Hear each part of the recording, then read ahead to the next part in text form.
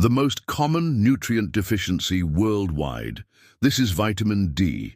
And did you know that 42% of us are actually deficient in this vitamin? Today we're going to talk about vitamin D, why it's important and how to get enough of it. So let's dive right in.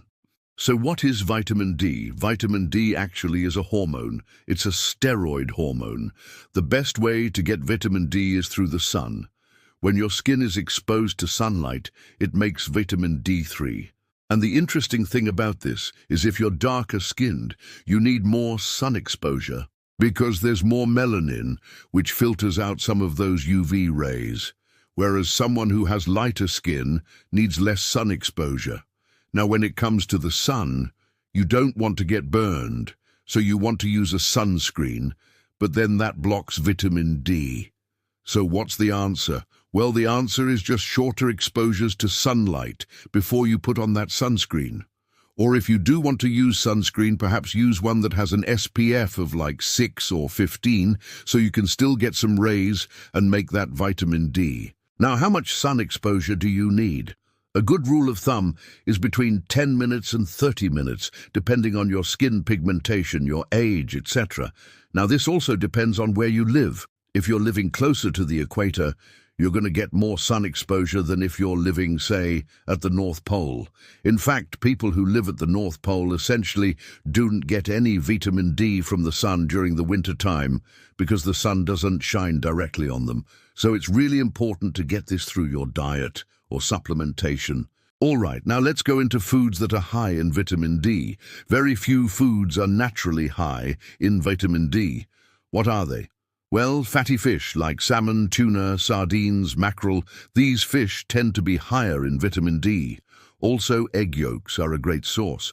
But remember, if you're eating eggs whites, you're not going to get any vitamin D. You have to eat the yolk. Now, if you eat cod liver oil, this is one of the best sources of vitamin D because it's very high in vitamin D. It's also high in omega-3 fatty acids, so that would be a great choice. What about fortified foods? Well, many food manufacturers add vitamin D to certain products. For example, milk, orange juice, yogurt, breakfast cereals. So you can check the labels. And this is a good way to get vitamin D, especially if you're not getting enough from your diet or from the sun. But what about supplements? Well, there's two main types of vitamin D supplements. There's vitamin D2, which is primarily from plant sources, and then there's vitamin D3, which is from animal sources. By far, vitamin D3 is the better form. It's the more active form. In fact, vitamin D2 actually converts to D3 in the body. So why not just take the active form? Vitamin D2 is usually cheaper, so that's why a lot of companies will use that instead of D3. And here's another point about vitamin D3. Your body makes vitamin D3 from the sun and from certain foods. It's a cholesterol derivative, and so when you take vitamin D3, it's more readily absorbed because it's already in that form. Whereas vitamin D2 is not a cholesterol derivative, it's from a different chemical pathway, and so it's not as readily absorbed, and it has to convert to D3. So again, the rule of thumb is D3 is better. And what about how much vitamin D should you take? Well, this is kind of a controversial topic because there's really no set RDA, no set requirement for vitamin D. The RDAs were based primarily on what is needed to prevent rickets and osteomalacia, which is a softening of the bones.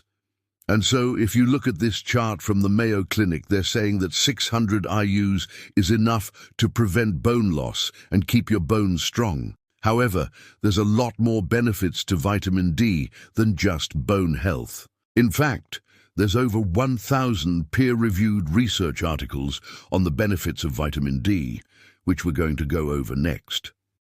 But first, I want to mention that there are certain conditions that increase your need for vitamin D.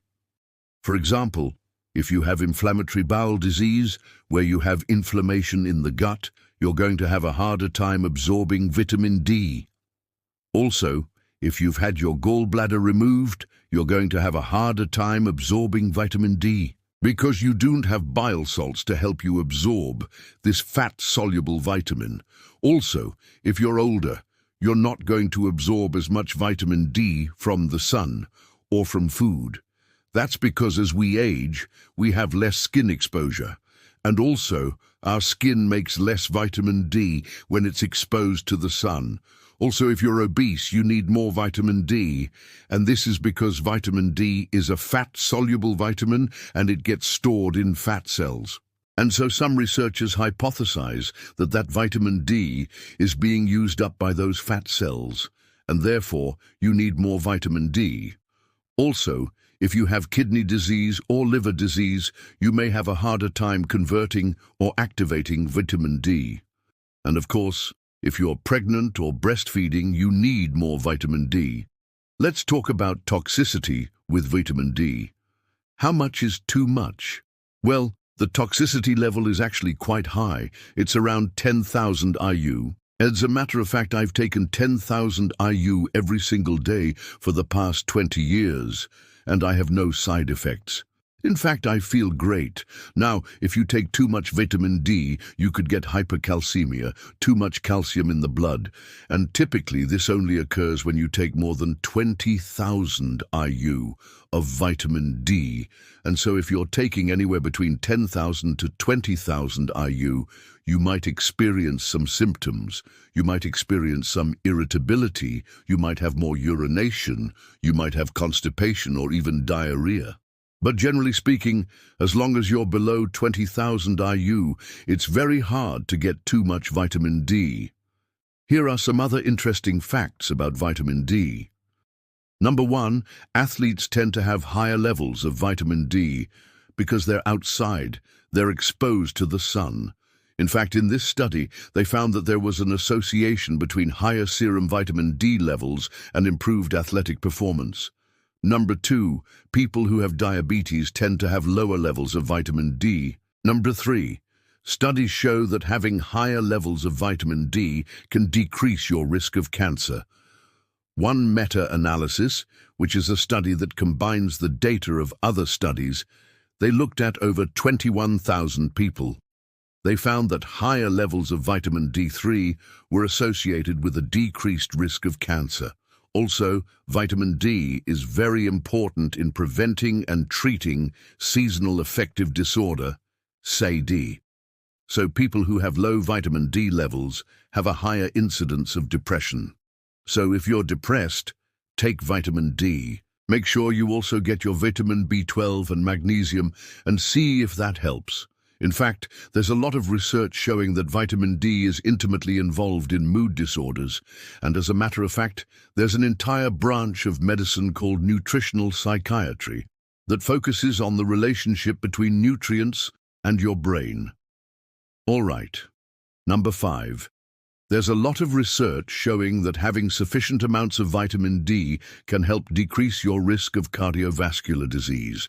In fact, there's a study called the VITAL study. This was a randomized, double-blind, placebo-controlled trial where they took people who were at risk for cardiovascular disease and they gave them either a placebo or 3325 IU of vitamin D3 plus 1,000 ml of elemental calcium. And they found that vitamin D3 reduced the risk of major cardiovascular events. All right, number 6, having adequate amounts of vitamin D is essential for optimal immune function. In fact, vitamin D helps regulate the immune system. It's anti-inflammatory, and there's been many studies showing that people who have low vitamin D levels have a higher risk of infection. And number 7, vitamin D is crucial for brain health. Studies show that people who have low vitamin D levels have a higher risk of cognitive decline, dementia, and also Alzheimer's disease. Well, I hope you enjoyed this video on vitamin D. If you did, please subscribe, and I will see you in the next video. Hey, before you go, if you're benefiting from any of my content, I would love to hear about your success story. Please share it in the link down below.